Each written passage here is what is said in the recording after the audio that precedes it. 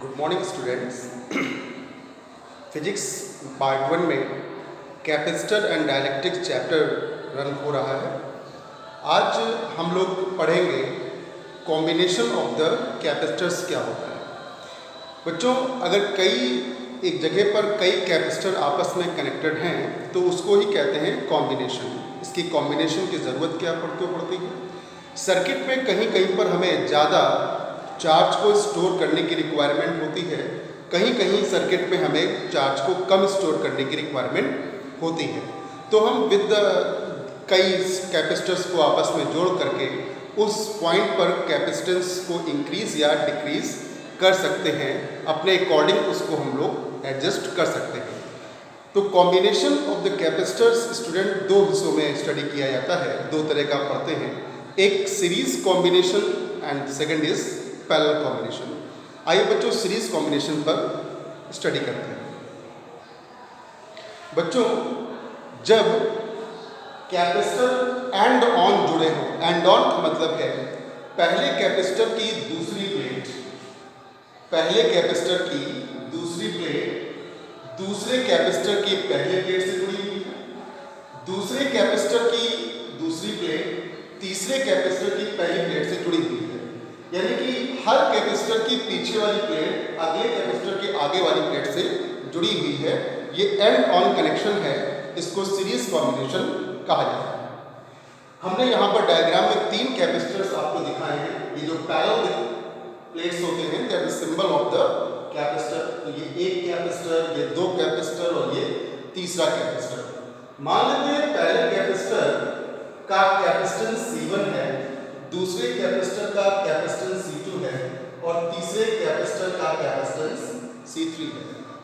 पहले कैपेसिटर की जो पहली प्लेट है उसको हम एक चार्जिंग सोर्स से जोड़ते हैं या बैटरी के प्लस टर्मिनल से कनेक्ट करते हैं। Let the charge flows in this combination.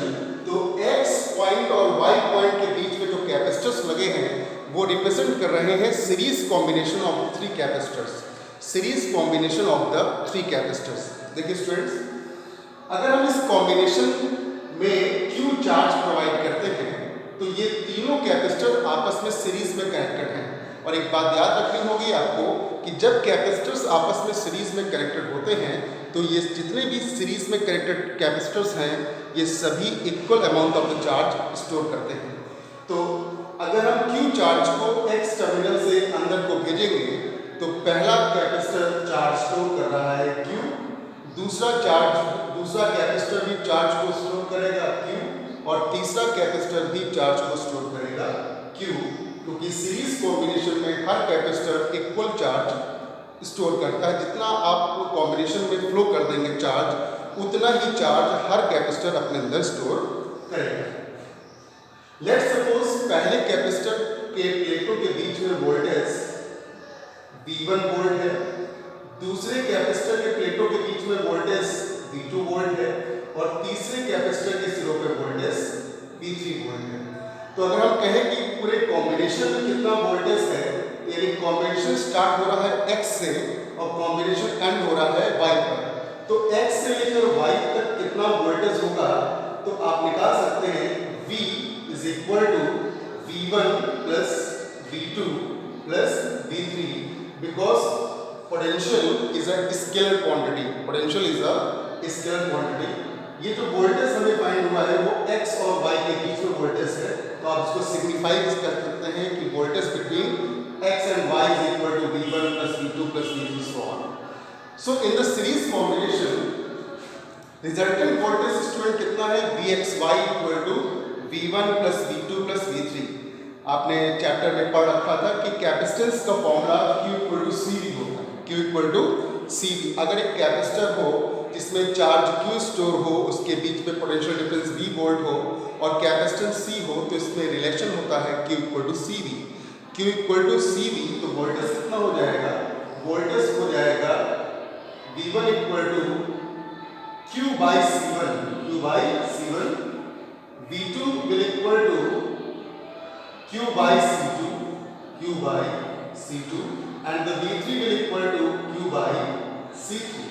तो आप तीनों वोल्टेजेस को यहाँ पर लिख करके V1 का voltage Q by C1, V2 voltage यानी कि सेकेंड कैपेसिटर के सिरों पे वोल्टेज Q अपॉन C2, तीसरे कैपेसिटर के प्लेटों के बीच में या उसके टर्मिनल्स के बीच में कितना वोल्टेज है V3 जो बराबर है Q अपॉन C3। अगर हम इन तीनों कैपेसिटर्स के C1, C2 और C3 की जगह पर एक नेट कैपेसिटेंस माने दैट इज ए C, इस नेट कैपेसिटेंस को ही कहा जाता है equivalent capacitance of the combination. तो मान लेते हैं कि इस कॉम्बिनेशन का जो इक्विवेलेंट कैपेसिटेंस है वो C है। सो Vxy equal to net charge supplied to the combination, that is a Q. Net capacitance of the combination is C. So resultant voltage Vxy written as a Q upon C. So Q cancel हो जाता है, we getting the formula 1 upon C equal to 1 upon C1 plus 1 upon C2 plus 1 upon C3. This is formula for the combination of the capacitors connected in the series.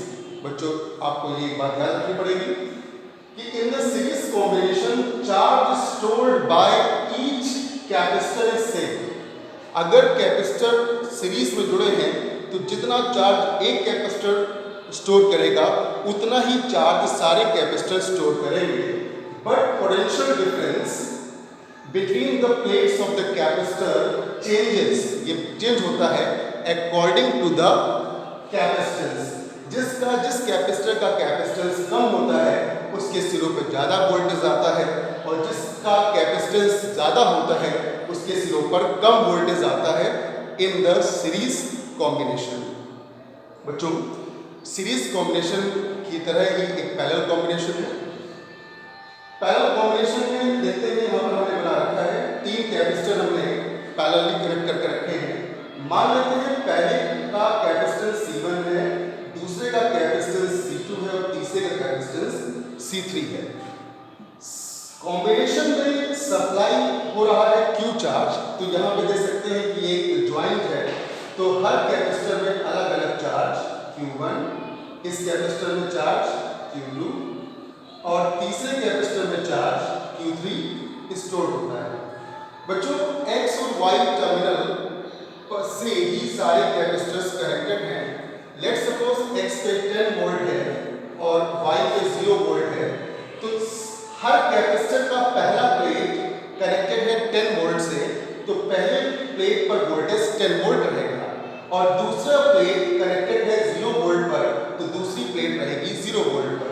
तो इस तरीके से पहले capacitor के प्लेटों के बीच में वोल्टेज 10 वोल्ट, दूसरे के सिरों पर भी वोल्टेज 10 वोल्ट, तीसरे के सिरों पर भी वोल्टेज 10 वोल्ट। तो पैरेलल कॉम्बिनेशन में जितने कैपेसिटर्स आपस में कनेक्टेड होते हैं सभी के सिरों पर वोल्टेज कांस्टेंट बना रहता है, that is a V volt. So change क्या होता है यहाँ पर, हर कैपेसिटर में चार्ज स्टोर्ड अलग अलग होता है। तो net charge by the conservation of the charge you can apply that charge flows to the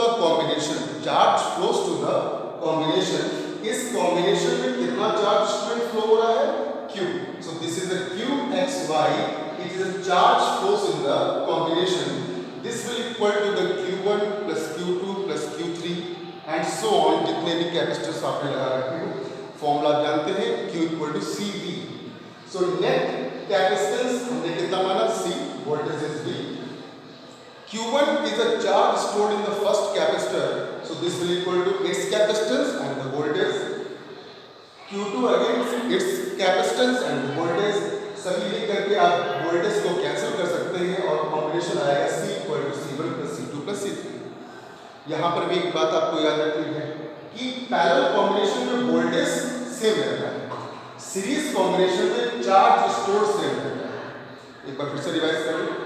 series combination में charge stored by each capacitor is same but the voltage changes according with the capacitance. Parallel combination में देखिए student, in the parallel combination potential difference between the plates remains the same. तो parallel combination में capacitors की प्लेटों के बीच में voltage same रहता है, सीरीज कॉम्बिनेशन में हर कैपेसिटर में चार्ज स्टोर्ड सेम रहता है। By each capacitor changes, but charge stored by each capacitor changes according to their capacitance. Students, this concept आपको समझना है, तैयार रखना है। This is not a theory point of view, इस पर न्यूमेरिकल्स पुटअप किए जाते हैं स्टूडेंट्स।